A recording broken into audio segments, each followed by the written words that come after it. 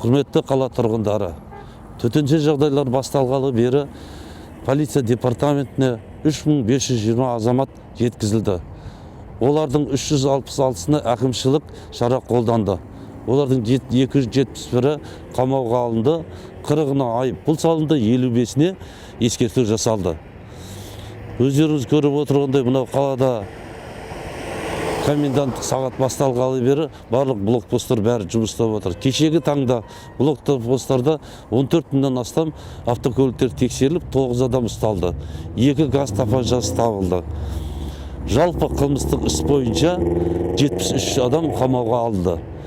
Осы жерде айта кететін жағдай, мынау қала тұрғындарына үлкен алғысымызды білдіреміз.